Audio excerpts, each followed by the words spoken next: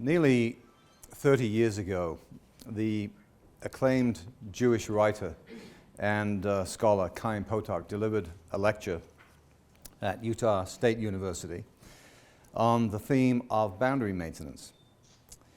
It was a natural subject for him. As a teenager, his parents strongly discouraged him from reading non-Jewish subjects, which had the perverse effect of pushing him into endless hours of study, reading secular novels in public libraries, and that in turn led to a lifetime of thought about the very issues that we're discussing today in this forum.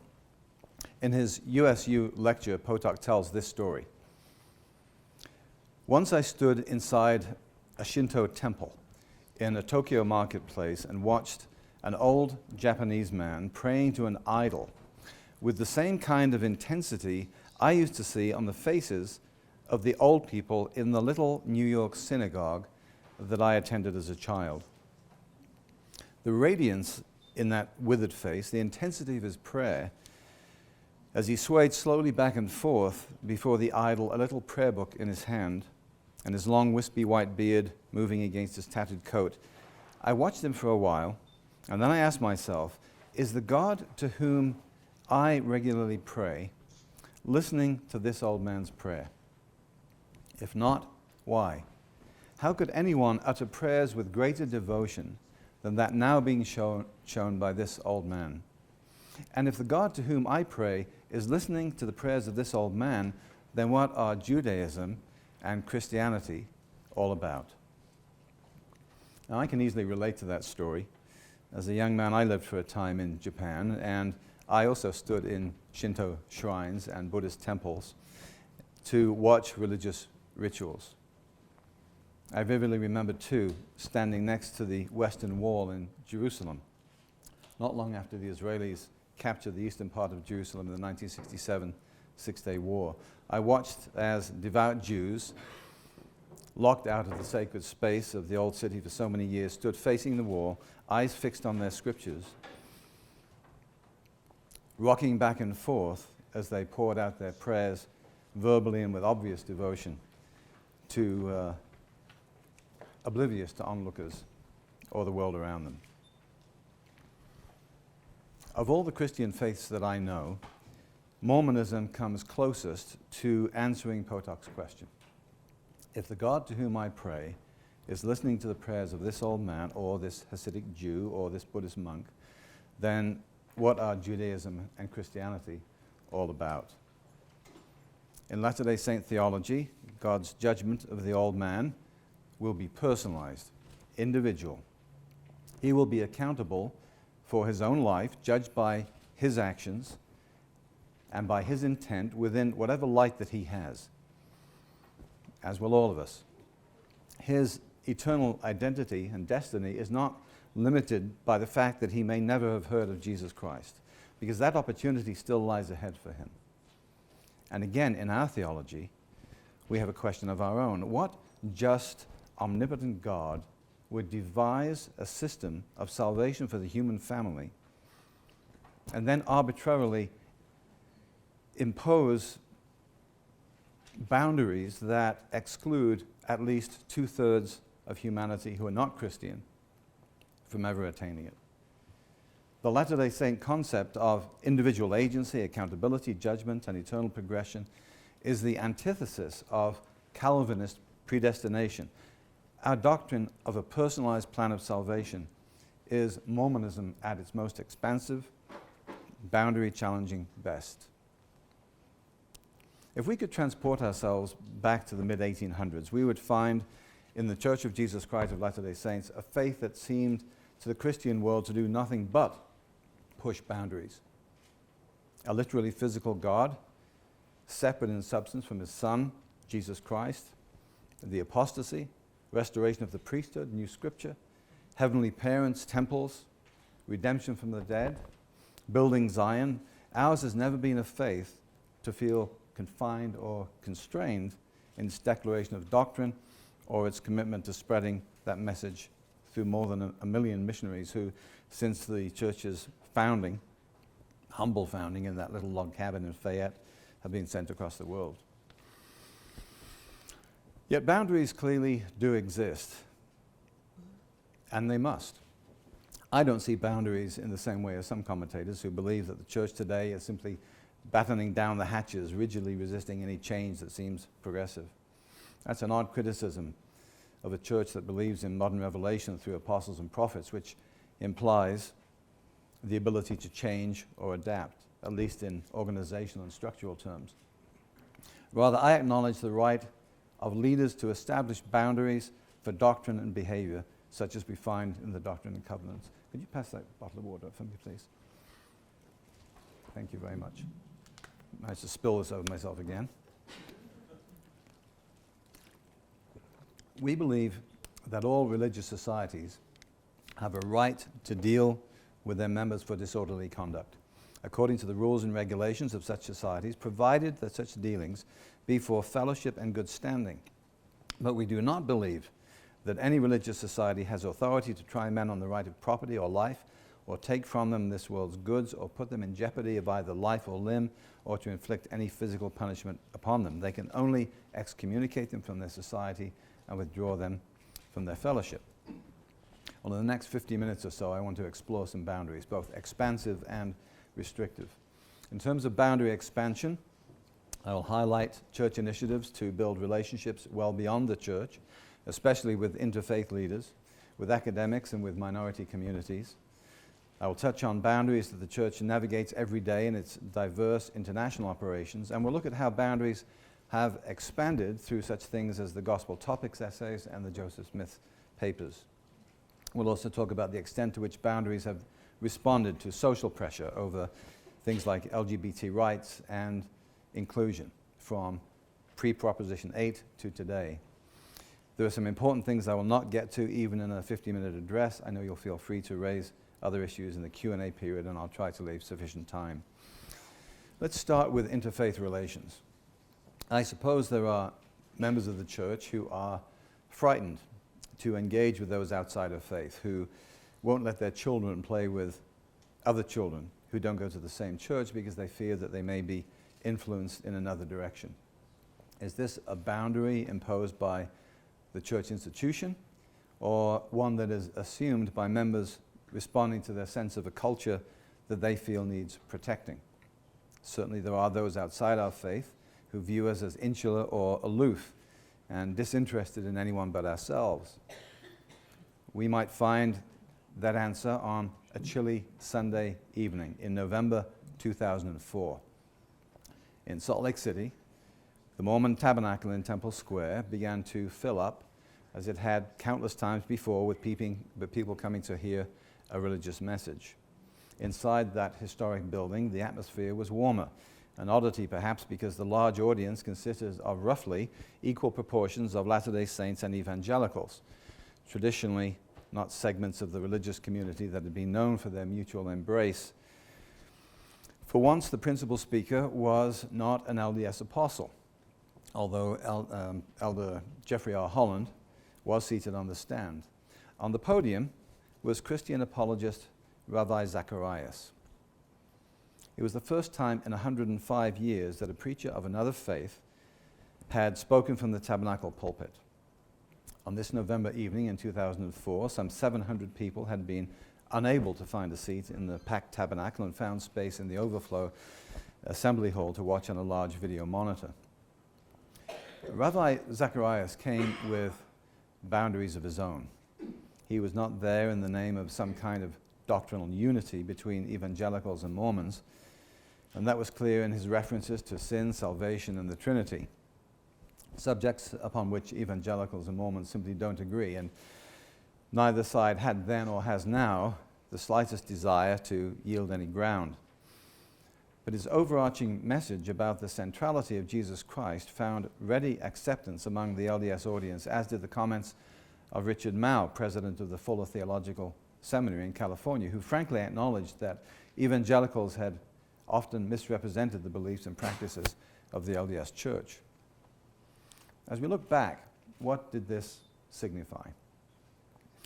LDS and evangelical scholars had been in dialogue for years, but this may have been the first time that a public acknowledgement had been made in such a symbolic place that we can live with our differences and still get along. In many ways, that evening encouraged and accelerated a more open dialogue between Mormons and evangelicals that was healthy for both sides.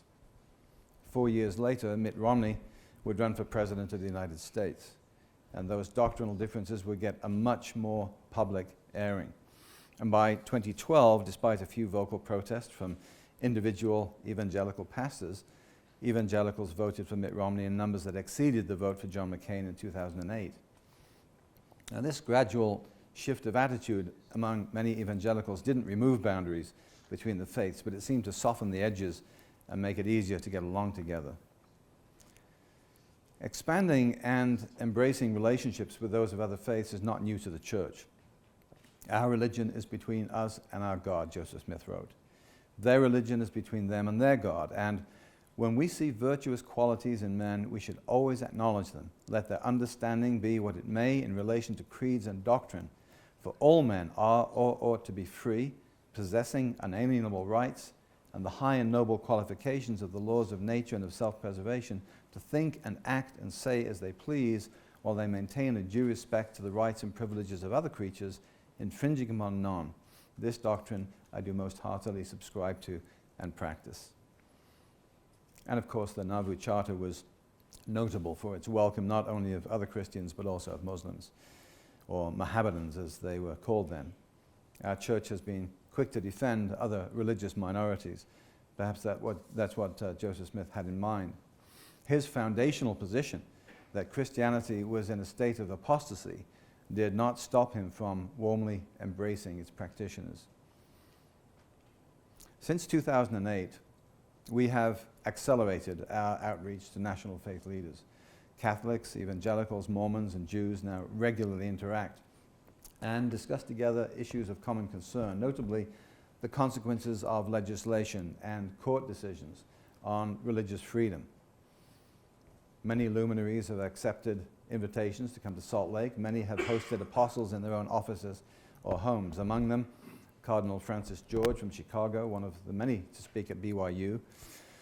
Rick Warren, pastor of the Saddleback megachurch in California and the best-selling author of Purpose-Driven Life. Richard Land, then president of the Ethics and Religious Liberty Commission for the Southern Baptist Convention, and his successor, Dr. Russell Moore. Al Mohler, president of the Southern Baptist Theological Seminary, when talking about defense of religious freedom, confidently told the BYU audience that Mormons and even evangelicals may not go to heaven together, but we might go to jail together.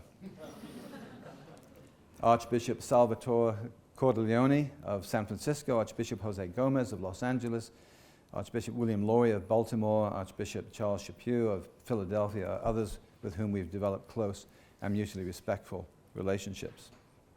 Cardinal Timothy Dolan of New York sent a touching note of condolence to church headquarters on the passing of Elder L. Tom Perry last year. A couple of weeks ago, Cardinal Dolan, in a national Fox News interview, publicly praised one of the missionaries injured in the recent Brussels bombing for demonstrating in a TV interview strong commitment to his faith. I hope you saw that. It was a wonderful moment. I happened to be present a few years ago when Elder Perry and Cardinal Dolan first had breakfast together in New York, along with Elder Quentin Cook and Elder L. Whitney Clayton. And this was before Cardinal Dolan became a cardinal. There was some brief conversation among our leaders before the meeting about forms of address. How does an LDS apostle address a Catholic archbishop? And vice versa. Your grace didn't quite seem to fit our lexicon. And that was quickly laid to rest when the gregarious Dolan said simply to the two apostles, "Call me Tim." And Elder Perry responded, "Call me Tom." And Tim and Tom got on very well together from that point. The relationships between Catholic and LDS leaders have continued to strengthen, with President Eyring invited to speak at the Vatican Conference on the Family in 2014, and Elder Christofferson speaking in Philadelphia during the Pope's visit. In addition to Catholics and evangelicals, there's a long list of Jewish leaders and scholars from around the country who have been hosted in Salt Lake City, attended temple open houses with apostles, worked with us on issues of mutual concern.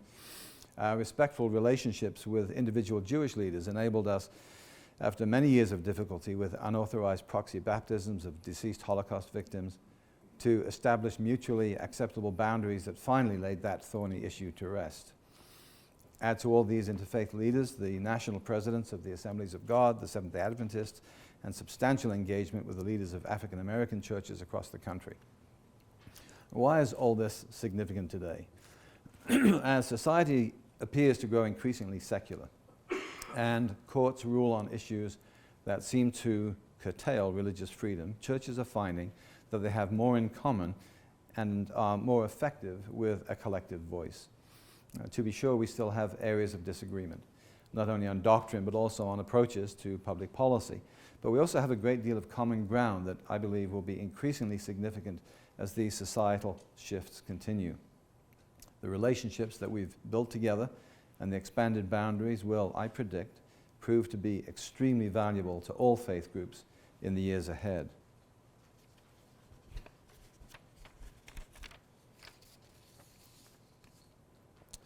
So too will the relationships that are developing with academics.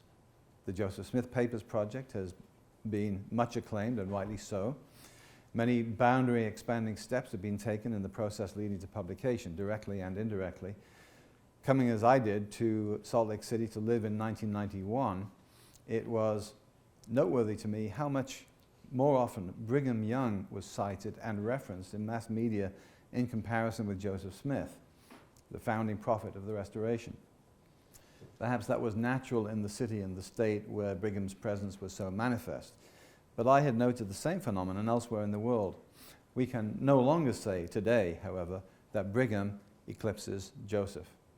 In 2005, for example, the Library of Congress hosted the Worlds of Joseph Smith, a conference featuring both LDS and non-LDS scholars. Since then, both the Public Affairs Department and especially the Church History Department have reached out to academics, hosting them at Church History Library, touring church venues in Salt Lake City, meeting with church leaders, and presenting papers and leading discussions about their work. Outreach to scholars has ranged from historians like John Turner at George Mason University, I think he was here just last week, to leading sociologists like Nancy Ammerman at Boston University and Maria F. Frederick, professor of African and African American Studies and the study of religion at Harvard. These relationships with academics are part of what has been described by the Washington Post and the Associated Press as, quote, a new era of transparency. For at least a dozen years, that word has been used with increasing frequency and comfort and favorability in conversations between different church departments and among church leaders. Like many institutions, from business to government to religion to law enforcement to media and a host of other areas, the church has not found the transition to greater transparency a particularly easy one. Nevertheless, we have seen the creation of the Church Historians Press in 2008, the previously mentioned Joseph Smith Papers Project and ongoing publications now at 12 volumes, the first published in 2008, the opening of the state-of-the-art Church History Library and Archives in 2009, the Gospel Topics pages published on LDS.org, whose significance is reflected in titles like Race and the Priesthood, Plural Marriage and Families in Early Utah, Book of Mormon and DNA Studies, Becoming Like Gods, Plural Marriage in the Nauvoo Period, and most recently, Joseph Smith's teachings about priesthood, temple, and women. Then there's the redesigned Church History Museum that includes in the gallery space Joseph Smith's different accounts of the first vision. And of course, just published, the first 50 years of Relief Society, key documents in Latter-day Saint women's history. Now I want to introduce another word that is sometimes used alongside transparency. I think it's an extreme word, but it's one that's gained some currency among the disaffected, and that word is betrayal. Perhaps the best way to contextualize this is in a kind of parable. Brother and Sister Brown are third-generation Mormons, active in the faith, possibly living in the Intermountain West, raised in the best tradition of Latter-day Saint families. One day, not in church, they come across something that they've never heard in Sunday school. And for the sake of this discussion, let's say they learned that Joseph Smith shared several different accounts of the first vision. some of them differing in significant details. Surprised and somewhat puzzled, they go to the internet to learn more, whereupon they discover anti-church materials that raise all kinds of questions. Now, perhaps Brother and Sister Brown ask other members about the issue. They meet mostly blank looks or shrugs, because other members either don't know about these issues or may not even seem to care very much. Now the Browns start to feel that they've discovered something important. They conclude that they and earlier generations have been lied to, and we start to hear the word betrayal, because those same websites are going to tell them that church leaders deliberately kept these facts from them. Shaken, Brother and Sister Brown leave the church. In the wake of that decision, family members still faithful to the church may have their own sense of betrayal, that a family member has rejected part of their core identity as a family. Now, I don't know how common this situation is. It may be less common or more common than any of us think. Either way, it's tragic. Hence, the subject belongs in our conversation today about boundaries. Some critics accuse church leaders of deliberately painting a false picture of church history and doctrine, all the time knowing that they were deceiving church members. The imposed boundary, they say, was complete orthodoxy with no exploration allowed. Every historical story was painted with faith-promoting care, regardless of any nuances or contradictory facts. It was as if the writers of church curriculum were the literary equivalent of Arnold Friedberg's paintings, just a little too perfect with a dash of exaggeration. And it was all done deliberately to deceive. Well, you would expect me as a church spokesman to reject those claims, and I do. But I want to go further and reject it wholly, utterly, and irrevocably, because I simply do not believe it, and it does not square with my personal experience about how church leaders think and act and what motivates them. Now, I am a convert to the church. Before becoming a member, I read extensively everything I could find, including books from highly biased authors like Dr. Walter Martin's absurdly named Kingdom of the Cults, to much more even-handed treatments that raised questions worthy of study. Perhaps because of that period of careful evaluation before joining the church, such topics as the multiple accounts of the first vision were not new to me.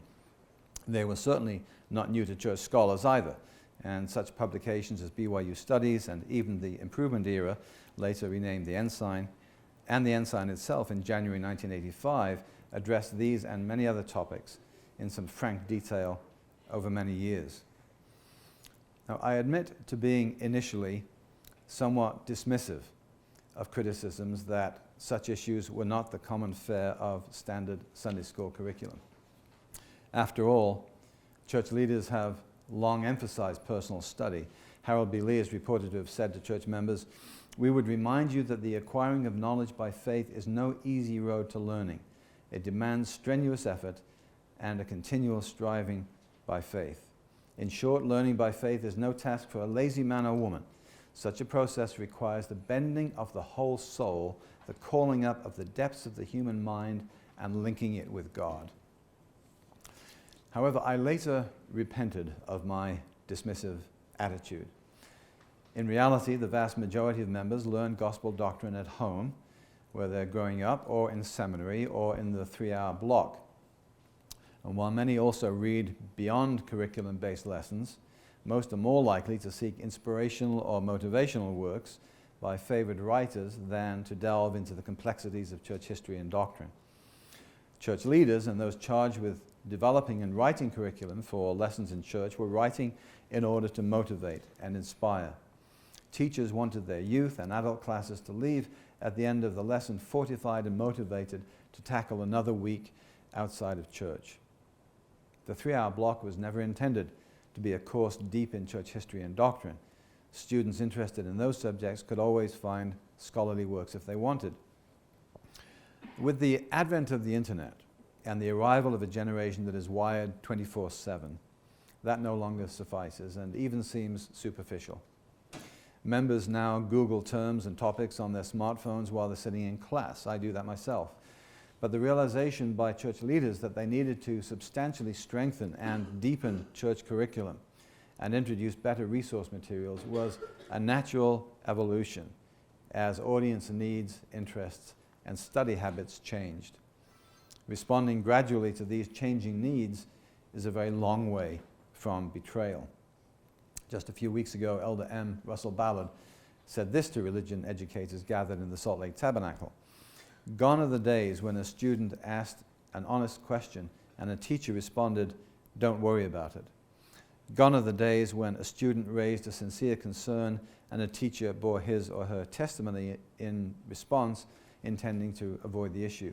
Mostly our young people lived a sheltered life.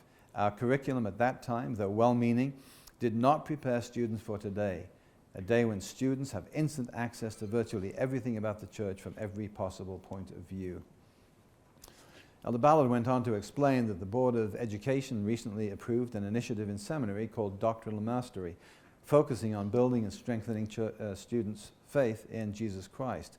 And Elder Ballard encouraged teachers to utilize resources like the Gospel Topics essays and other substantial works so they become much more familiar and comfortable with these sometimes controversial issues.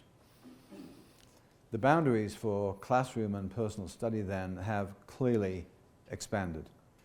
But study in church classrooms or seminary classes is not simply for study's sake or for the acquisition of knowledge and insight divorced from obedience to God's commandments.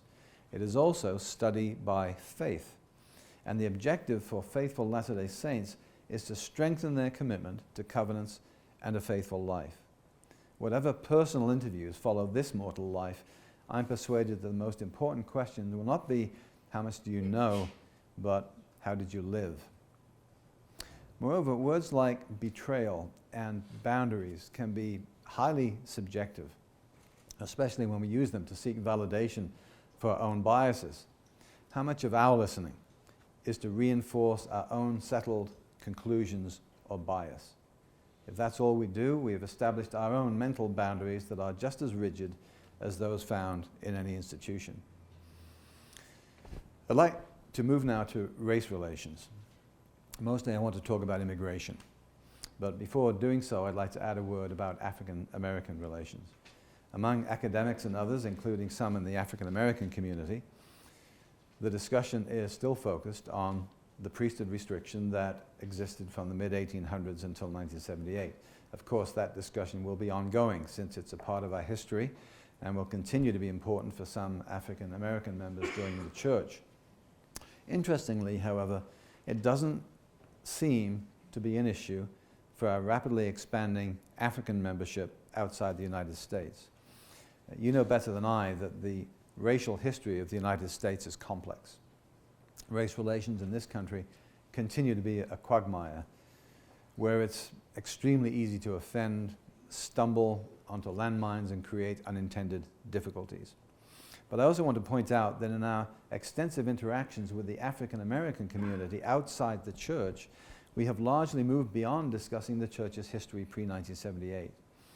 For instance, in the past few years, we have been in extensive partnerships with African American communities across the nation in harnessing the genealogical expertise of the church to help African Americans trace their family history pre-Civil War. You may have heard of the Freedmen's Bank and the Freedmen's Bureau projects. If not, Google those topics to see the extraordinary partnership that we have in indexing millions of genealogical records that will help present-day descendants of African slaves whose families were ripped apart and lost to each other find their kin. It's a deeply moving and human story.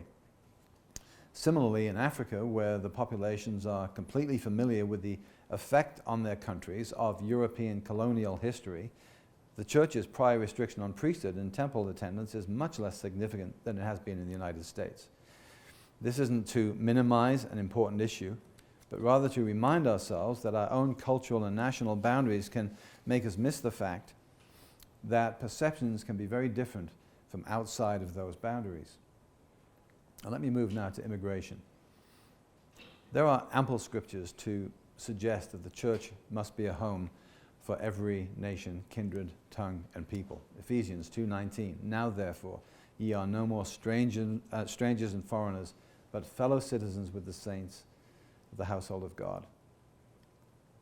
And by the way, I can't tell you how comforting it is for a Brit living in America to understand that. It makes me feel loved by all of you here in the colonies.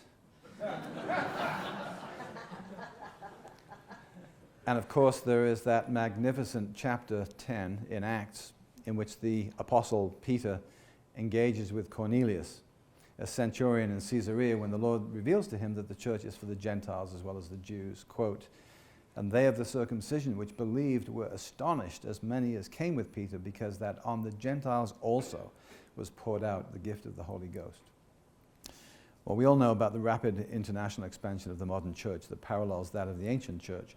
The church's growth in Latin America, Africa, and parts of Asia has been spectacular. Sometimes that growth has outpaced our ability to nurture the inward flow of our new members. But today, stakes and temples dot the land. Spanish and Portuguese are among the primary languages of the church, and some predict that the day is not too far distant when Spanish will overtake English as the tongue spoken by most Latter-day Saints. Against this backdrop emerges the politically contentious issue of immigration. On the 21st of March 2011, the influential liberal British newspaper The Guardian carried this lead paragraph: "Could America's 6 million strong Church of Jesus Christ of Latter-day Saints hold the key to solving the nation's immigration impasse?" Well, immigration was a hot topic then as it is now, and I'm going to navigate this boundary carefully as I discuss it. The issue is controversial not only in the United States, but in many nations where there is substantial mass movement of people. Church members face the same challenges as citizens of other countries when it comes to these matters. Some want to welcome struggling people with compassion, give them work opportunities, and eventually a path to citizenship. Others, for economic or other reasons, oppose immigration, or at the very least are strongly opposed to immigrants entering the country illegally. It isn't my purpose today to argue the merits of either case or anything in between. Rather, I want to show where the church has drawn its own boundaries. In the last two presidential election campaigns, those of us in church public affairs were very conscious of media outlets who were quoting Latter-day Saints in the community, some in Utah, others in Arizona and elsewhere, who were expressing what appeared to be extreme or intolerant views. While limited to a very few, some of it sounded like pure racism. Of course, church leaders could not allow that to go uncontested. First, because it was a distortion of our God-given doctrine, and then secondly, because they couldn't stand by and allow our own Latin members to feel that the church was racially bigoted. Additionally, church leaders knew that families who had lived in the United States for many years were in danger of being torn apart. Some young men and women arriving at missionary service age and who had always assumed that they were American-born were learning that they had been brought into the country as little children but without legal immigrant status. Others had been born in the US, but their parents were not legal immigrants. And the prospect of having these young people who had grown up in the United States and in the church and who knew no other culture forcibly removed to countries where they had no familiarity or direct association seemed inhumane and fundamentally at odds with the second great commandment, to love thy neighbor. Moreover, generations of Mormons who had served in Latin American missions knew what it was like to tread the streets of Peruvian villages or Colombian barrios, to see faithful Latter-day Saints living in poverty still dress their children in their very best each Sunday to walk to church maybe miles away. Those same missionaries, many of them now leaders in the church, still have the flags of those South American nations in their own homes. And yet at the same time, Mormons by default show allegiance to the rule of law and the common sense view that any country must preserve the integrity of its borders. Concern about crime, competition for jobs, and pressure on social services was genuine and could not be ignored either. The result of careful consideration by the church's leadership was a statement of principle by the church, which dovetailed perfectly with a community initiative by the Salt Lake Chamber of Commerce. The church's statement had three elements, which it shared with community leaders, including Utah legislators. They were, first, love thy neighbor. This second great commandment was the scriptural imperative to be followed. Next, keep families together, another doctrinal must. And third, acknowledge the federal government's responsibility to secure its borders. It was a principled, middle-of-the-road boundary statement that the church knew would not be favored by all of its members. Latter-day Saints on both sides were free to express their own views, but as an institution, the church had established its position based on principles and balance. The church took the unusual step of endorsing a Deseret News editorial that said in part, quote, "Utah stands on the verge of forging a comprehensive solution that has eluded Congress and other legislatures. This promising solution will require statesmanship that navigates the many cross-currents that might exist both within and between the House and the Senate. The Utah solution that is emerging would weed out dangerous criminals without overburdening local law enforcement. It would hold employers and employees to account for compliance with the law, but it would also provide a pragmatic way for hardworking but undocumented immigrants to come out of the shadows and contribute productively without creating a path to citizenship." The legislature passed a law. The Utah Compact was consistent with how we view the Lord's commandments. Media response generally was highly complimentary. The church was credited for using its influence to chart a middle line and praised by The Economist, for example, for its measured tone in a highly inflammatory national debate. Well, how does this principle-based, often delicate act of balancing competing interests come into play with our own members? During the 2012 election campaign, we repeatedly told journalists who tried to shoehorn the church into the right wing of electoral politics that the church was a big tent. Now, this is certainly true. I've said elsewhere that we in Utah sometimes have a myopic view of church members and their political ideology. If you truly understand the diversity of global LDS membership, you'll know that we have members living under a multitude of political regimes. We live under a dizzying array of political structures and rules: Vietnam and Venezuela, Canada and Cuba, Scandinavia and Swaziland, China and the Congo.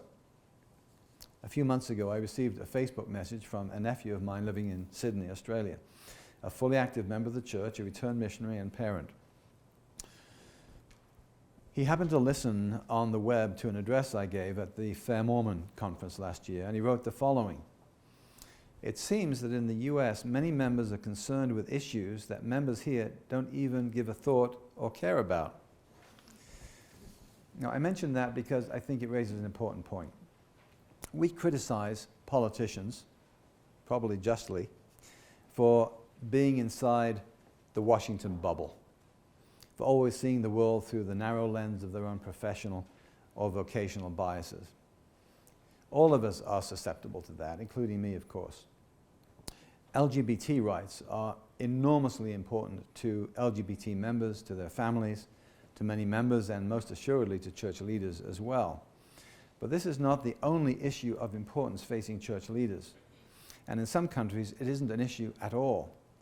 This isn't to suggest that this is right or wrong. I simply ask you, if you are in your own bubble or echo chamber, to recognize that the issues we are sometimes fixated on, particularly along the Wasatch Front or even in the United States, are not necessarily important to our members in East Africa or Central Asia. My colleague, Elena Necheparova, is Director of Public Affairs in Eastern Europe, based in Moscow. Her area of responsibility takes in part of two continents, spanning territory from the Baltic Sea to the Pacific Ocean. Kazakhstan, a country of 17 million people, is just one of the nations she serves, and I use this as an example. Most Kazakhs are Muslim, and so careful attention and respect must be paid to culture, faith, government, values, national priorities. We found that by focusing on the shared value of family, we can successfully navigate those boundaries. Today we can operate freely in Kazakhstan, and we've received permission to build a chapel, and we could relate parallel experiences across her area. Another colleague, Brad Hillam, is Director of Public Affairs for Asia, based in Hong Kong. His responsibilities include China, India, Vietnam, Malaysia, and 18 other nations, each with its distinctive history and cultural boundaries to which the church must adapt. It's a remarkable thing that we're able to operate in these nations, but we do so because we respect the legal and cultural boundaries in each place. Whether here in the United States or overseas, defining boundaries isn't always about drawing a clear line between right and wrong, but about balancing competing rights and priorities. So it was with the Utah Immigration Compact, so it was with the Utah Compromise when balancing religious freedom and gay rights, or embracing isolated gay youth while maintaining the law of chastity, or understanding that while the prophets and apostles never claimed to be infallible, they do have the mantle and the responsibility to declare policy and doctrine for the church and to define its boundaries. Given the enormous breadth of this academic conference subject, time won't allow a thorough exploration of every issue I'd like to address, but I would like to touch on gender issues, starting with women in the church. Over the past year or two, some inside and outside the church have spent a lot of time and a lot of blogging space to draw attention to what they feel are gender inequalities in the church. Some have gone as far as to claim credit for such recent changes as women now offering prayers in general conference, or pictures of women leaders now displayed in the conference center. I won't spend any time on that. Let me be clear. I am personally encouraged to see those changes, and I assume that in the normal course of events we'll see other such initiatives as the male and female leadership of the church continue to discuss these topics. But such incremental changes are dwarfed by the significance of what we've just seen in the past couple of weeks, something so much more grand in scope and more profound in its implications for women in the church. This picture from the New Yorker illustrates my point. According to the UN High Commissioner for Refugees, there are now 60 million displaced persons in the world, 1 in every 122 people in the world. In 2014, 42,500 people became refugees, sought asylum, or were displaced from their homes every single day. This is a global catastrophe, unparalleled since records began, and half of all of these refugees are children. Quietly but determinedly behind the scenes, the presidency of the Relief Society and the presidency members from the primary and young women have been working for months and months in consultation with the general authorities to determine how to help women of the church harness their enormous potential to do good and to channel it in ways consistent with the teachings of the Savior. The 90-minute women's session of General Conference on March 26 reminded the women of the church what they're capable of when, as disciples of Jesus Christ, they reach out to others in need one-on-one as he did. If you missed it, or you have not seen the dedicated website published by the church 2 days later, this is what General Relief Society President Linda Burton said about extending help to those in need, especially to refugees. We have organized a relief effort called I Was a Stranger. It is our hope that you will prayerfully determine what you can do, according to your own time and circumstance, to serve the refugees living in your neighborhoods and communities. This is an opportunity to serve one-on-one, in families, and by organization, to offer friendship, mentoring, and other Christ-like services, and is one of many ways sisters can serve. Sister Burton also talked about doing things in wisdom and order. Look carefully at the word she used. This is not a church-wide program that marshals the Relief Society on one targeted objective and neglects others. Church leaders know how readily the women of the church respond to such calls. And to make it a purely institutional program would have deprived women from the opportunity to respond as their personal time and circumstances allow. The result was, nevertheless, spontaneous.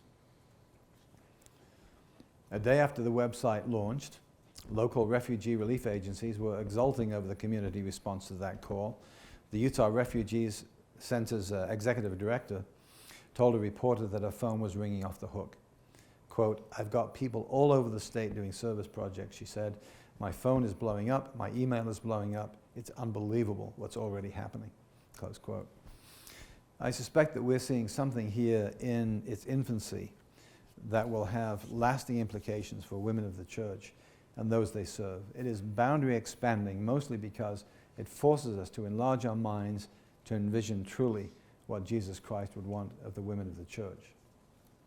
Now let me take the remaining 15 minutes to address one of the more complex and pressing issues facing the modern church, and that is one that is often misunderstood, and I refer to what is commonly called LGBT rights. Nothing I can say here today is likely to influence the position that you might occupy personally in this debate, and that isn't my purpose. Same-sex marriage is now legal in the United States, and everyone has to adjust to that reality because the boundaries have now shifted for the community at large. But what I would like to do, consistent with the theme of this conference, is to talk about where the boundaries are for the church in this whole issue of LGBT rights, and to push back on the often heard assertion that the church's boundaries are established because of fear and hate of LGBT people. Another part of the common narrative is that it's only a matter of time before the church accommodates same-sex marriage within its doctrine. An assertion commonly attributed to Winston Churchill is that it's the victors who write history. Well, not in this case, however, because those who lost the Proposition 8 election in 2008 have to a large extent dictated the hate narrative ever since. From the moment the results were in, showing a majority of Californians in favor of defining marriages between a man and a woman, many LGBT advocates leveled their anger primarily at the LDS Church and its members and supporters. Churches were vandalized, Latter-day Saints were forced out of jobs, LDS businesses were boycotted. Now, we all know that in the heat of an election campaign we see extremes and distortions. But we're well beyond that election now, and public opinion has moved in favor of gay marriage. So how do we then explain why the hate word continues to be leveled against the church by some LGBT advocates? I'm sorry, did I push the button there? Beg your pardon, I have to go back. By LGBT advocates, gay media, and allies. I know from my interactions with LDS educators that even some of our own young people have accepted that propaganda and ask why we hate gays. I want to challenge that particular interpretation of history. And I promise I'm not touching anything. I want to challenge that particular interpretation of history and the ongoing distortions of the church's position. At the time of the Proposition 8 campaign, the church set out its position in an official website commentary called The Divine Institution of Marriage. Let me pause for a minute to let you catch up. There we go. It's a comprehensive document and is still available online on Mormon Newsroom for those who might want to review those arguments in detail. And I draw attention to two key elements of that commentary. The first is its tone. The second is the subject of religious freedom. Let's look at tone first. This is what it said in part. The church's opposition to same-sex marriage neither constitutes nor condones any kind of hostility toward homosexual men and women. Protecting marriage between a man and a woman does not affect church members' Christian obligations of love, kindness, and humanity toward all people. As church members decide their own appropriate level of involvement in protecting marriage between a man and a woman, they should approach this issue with respect for others, understanding, honesty, and civility. Moreover, the church made it clear that its opposition was based on unwanted changes to the nature and definition of marriage, not because of hostility to LGBT rights in general. It specifically said so. The church does not object to rights, including hospitalization and medical care, fair housing and employment rights, or probate rights, as long as these do not infringe on the integrity of the family or the constitutional rights of churches and their adherents to administer and practice their religion free from government interference. That was in 2008. If there was any question that the church meant what it said about willingness to support extending rights for LGBT people, those reservations should have been laid to rest just over a year later, when Salt Lake City proposed municipal ordinances to protect housing and employment rights for LGBT people. I was privileged to read the church's official statement at that meeting of the City Council, and I'm going to read you part of that statement, and I invite you to listen clearly to the boundaries as they're articulated. Quote, "The issues before you tonight are the right of people to have a roof over their heads and the right to work without being discriminated against. But importantly, the ordinances also attempt to balance vital issues of religious freedom. In drafting these ordinances, the city has granted common sense rights that should be available to everyone while safeguarding the crucial rights of religious organizations, for example, in their hiring of people whose lives are in harmony with their tenets, or when providing housing for their university students and others that preserve religious requirements. The church supports these ordinances because they are fair and reasonable and do not do violence to the institution of marriage. They are also entirely consistent with the church's prior position on these matters. The church remains unequivocally committed to defending the bedrock foundation of marriage between a man and a woman. In these comments and in our actions, we try to follow what Jesus Christ taught. Our language will always be respectful and acknowledge those who differ, but will also be clear on matters that we feel are of great consequence to our society," close quote. Well, this was not a blanket sign-off for any such ordinances by any municipality or legislature, but support for an approach that balanced the rights of different groups. There is no hate in that language.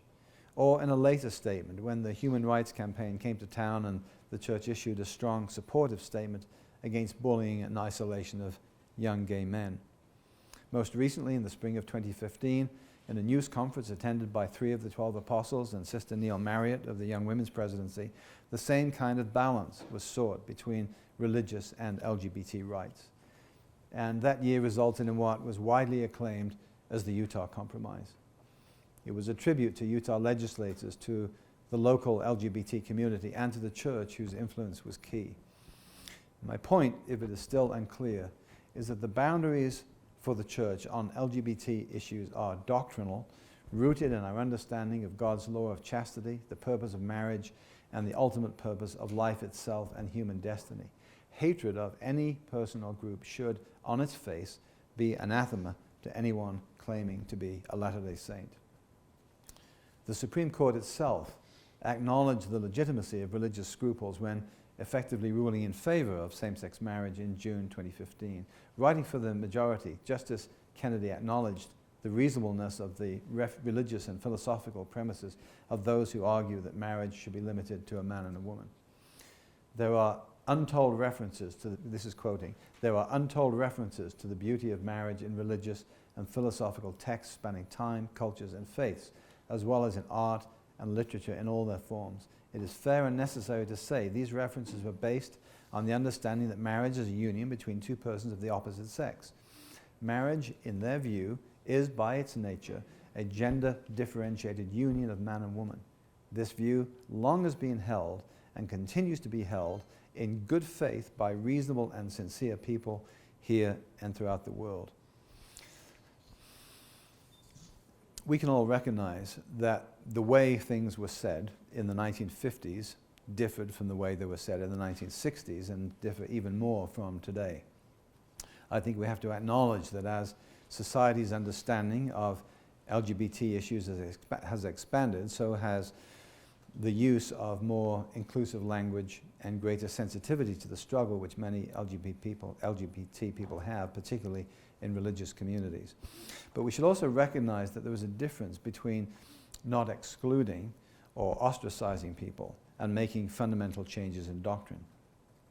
As the much discussed handbook should make clear, the doctrine of the church in relation to sexual morality, that sex is proper only between a married man and a woman, has not changed, and there is no sign whatever that it will change in the future.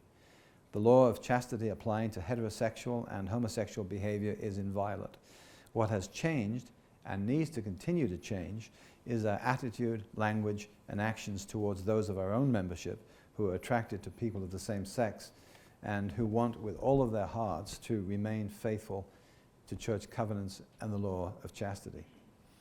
And many will be criticized from outside the church and even from inside the church as well for doing so. But for those who make that choice, how can we help them navigate their lives with love, support, and encouragement? Later in 2012, the church launched a website, mormonsandgays.org. Additionally, church leaders are teaching stake presidents and bishops how to better handle such situations and additional resources and training materials are in process. I said that there were two elements to understand about the Church's still valid commentary, the divine institution of marriage. One, the issue of tone I've dealt with. The second is the issue of religious freedom. Even before Proposition 8, the Church knew that same-sex marriage and anti-discrimination laws foreshadowed a direct collision with religious rights supposedly guaranteed by the First Amendment to the United States Constitution, which ensures religious free exercise. Others, including scholars outside the Church, felt the same way.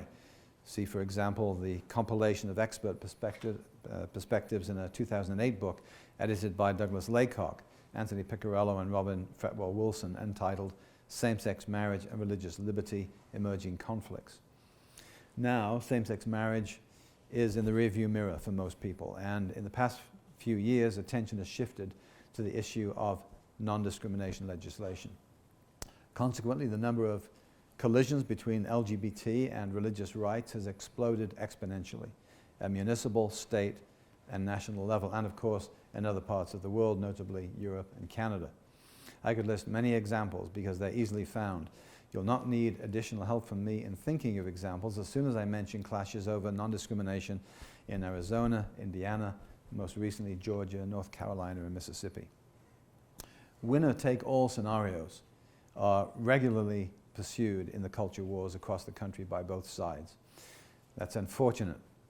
Some state legislators seem intent on making religious freedom so broad that it simply sounds like a license to discriminate on any grounds.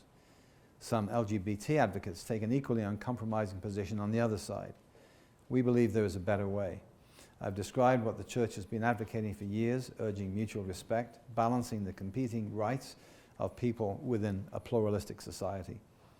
I've spent a lot of time on this last subject because of its topicality and because it provides one of the best examples of the challenges in navigating boundaries while the public and our members are caught in this tsunami of changing social values.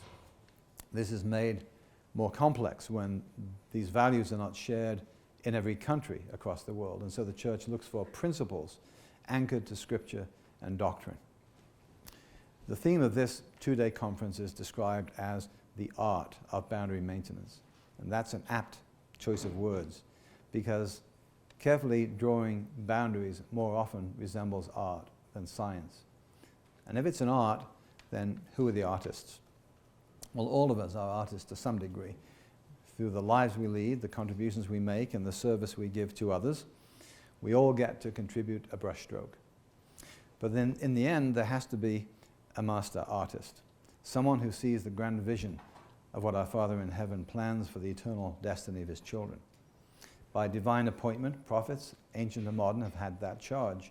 The New Testament apostles used other metaphors, including one of the building fitly framed together, Jesus Christ himself being the church chief cornerstone. The point is that there is a cornerstone.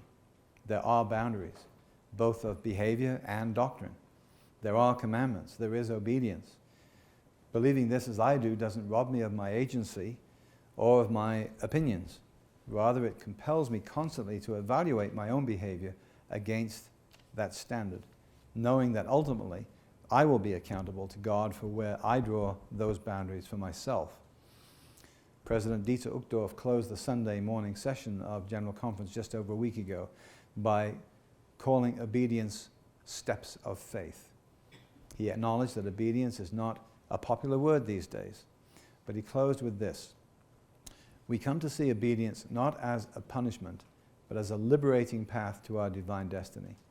Eventually, the priceless, eternal spirit of the heavenly being within us is revealed, and a radiance of goodness becomes our nature.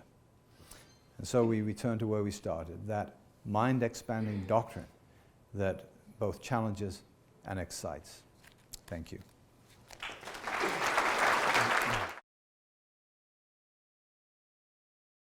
Hi, my name is Kate Kelly. I was excommunicated from the church in 2014 of June and founded a group called Ordaining Women. I was wondering if you could clarify the church's position on women in the priesthood and women who advocate for women in the priesthood, if they should be punished in their local congregations. Well, there are really two aspects to that question. I think the first, in terms of women of the priesthood, have been extensively treated in one of the gospel topics essays that I referred to. In 10 minutes, we can hardly cover that territory, so I refer you to that. In relation to the second part, people aren't punished for opinions, and I think there's a significant degree of misunderstanding. Having opinions, even about whether women should hold the priesthood, is certainly within the purview of any member of the church. However, when those opinions transfer into advocacy or lobbying, particularly when they're clearly lobbying against what is being declared as clear doctrine by church leaders, that crosses a line. And in a few cases, and you mentioned your own particular case, in a few cases that has led to a disciplinary council. That is certainly not what the church would prefer. What the church leaders would much prefer is for council together and then for the person to understand that their actions and their lobbying for changes can actually have a detrimental effect on other members. So I think there are two different questions there. One, plenty of things that are written about that too. It's not a matter of punishing.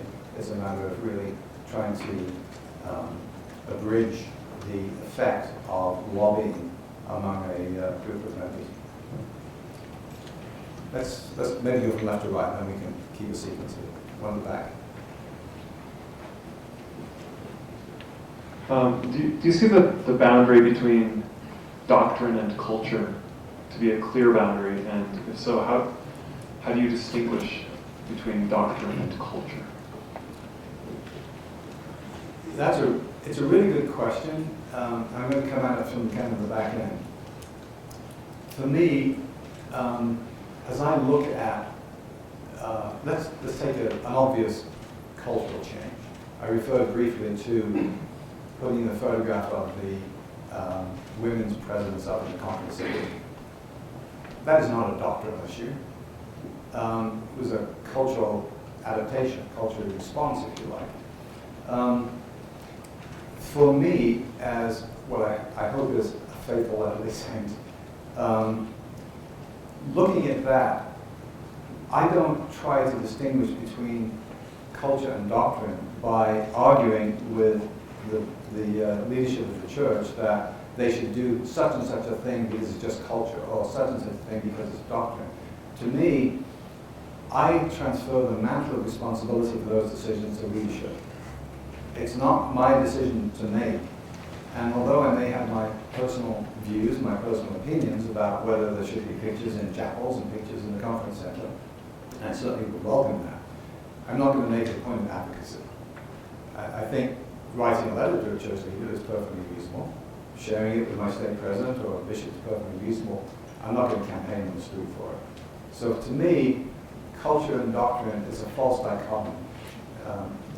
No doubt there are differences, obviously, but I think the way we react to those issues, whether cultural or doctrinal, says something about how rooted we are in the gospel.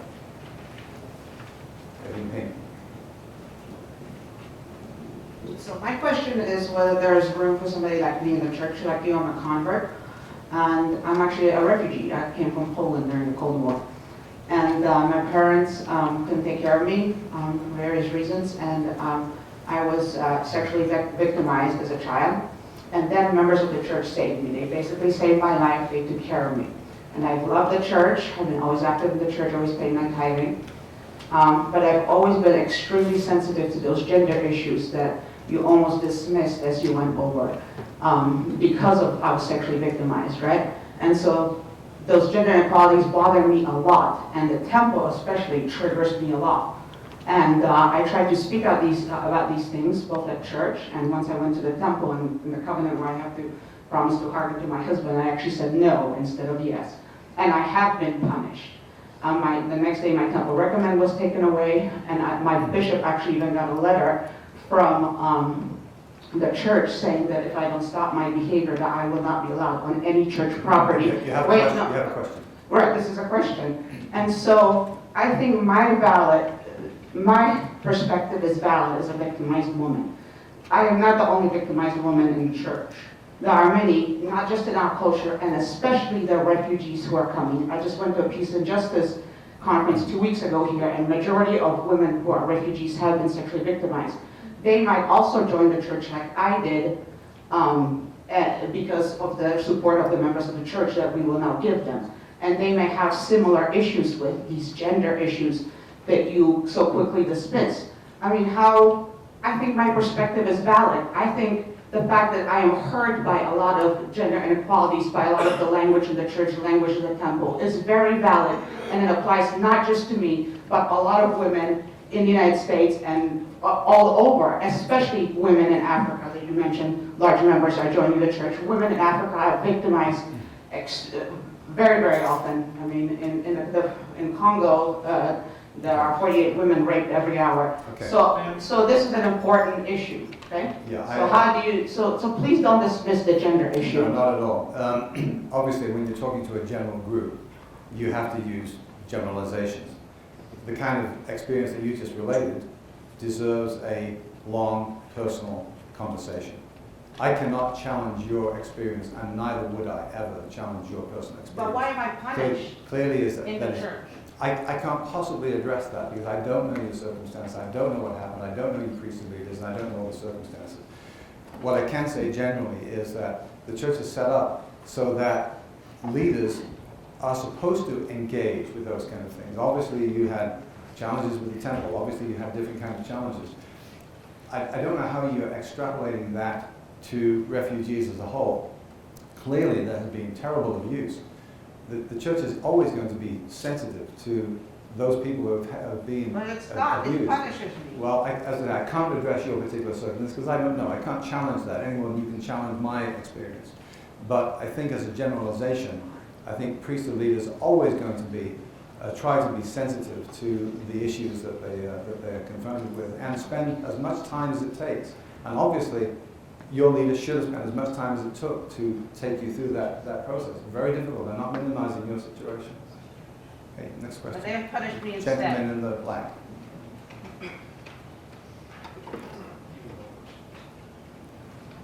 Excellent. When I think of Elder Uchtdorf's talks, I see what to me seems to be acts of the art of boundary maintenance and more the art of boundary expansion. When I think of other talks, maybe Russell Nelson from January this year when he announced that the exclusionary policy was a result of a revelation, and then finished by saying that those in the church that disagreed with that were servants of Satan. To me, that seems more boundary maintenance, maybe akin to putting the big tent on fire or throwing a grenade into the big tent. I'm interested in your perception of this particular issue. I feel like there's different messages about boundary maintenance coming from different people in the church leadership. You know, the way that the church leaders prepare their conference talks is really quite interesting. They don't compare notes. Quite often they will have another member of the 12 that will read their talk before a conference, but they don't share them with everyone. And so what you get is the individualized messages from church leaders. What I do when I listen to conference is I try to listen carefully to how those messages apply in my own life. And that's what I'm looking for. And I think most members do that when they listen to conference. They're looking for answers to their own questions. All I can say to you is try to listen a little bit beyond those people that offend you and try to listen to those that reinforce your testimony. Question? Yeah, in your presentation, there's sort of a deflection or minimalization of concerns. Right? So you mentioned a priesthood ban, but then you quickly jump, well, that's nothing because look at Africa, or gender issues. Well, hey, look at refugees, right? So you want to say, well, look, these things aren't that big of a deal because the church is dealing with the broad world as a whole. How should that be understood when so many within the church feel that the opposite is actually often happening, that the broad concerns of many aren't, or the broader church isn't even considered, even recognized until it becomes a local issue. So for example, same-sex marriage, which has been legal in many countries in Europe, Canada, and so forth, and the church just goes on its merry way, it doesn't seem like it's a big deal. as soon as Obergefell versus Hodges happens, all of a sudden there's this statement, these policies put into place, as if same-sex marriage is now an issue when it's happening here in the United States, but it wasn't that big of an issue when it was happening in the countries abroad, and affecting minorities abroad. Well, I think you make a number of important points there. I think, first of all, you got to understand, relatively speaking, we're very small denominations. Our voice is simply does not carry the weight that it does here, where we have 6 million members of the church. So it's not surprising that when Europe was moving down that particular path, the church wasn't vocally and publicly engaged, although we were certainly engaged in conversations with our local leaders. I think the broader question I don't accept that I'm being glib about these other issues. In fact, I specifically said when I referred to these issues that they're extremely important, that they will continue to be discussed, and they're extremely important to LGBT people, they're important to their families, they're important to members, and they're important to leaders, and I particularly said that. But what I'm trying to say to you is, there's a bubble, and we can get locked in the bubble. And if you spend most of the time reading what you see in the bloggernacle, then it feels like a bubble. Because the minute you get on a plane and you go to somewhere else in the world, in fact, I can even go as far as my own residence in Farmington, and you don't hear those issues in the grassroots. Now, that's not to say that you don't hear them in one of other places, but I think it's a false idea to think that somehow these are swamping the church, which is the impression you can get by reading only the stuff you get on the blog article. It's just very much wider than that. So my point was, yeah, certainly these issues are important, but we need to see the context of the church today in a much, much broader situation than that.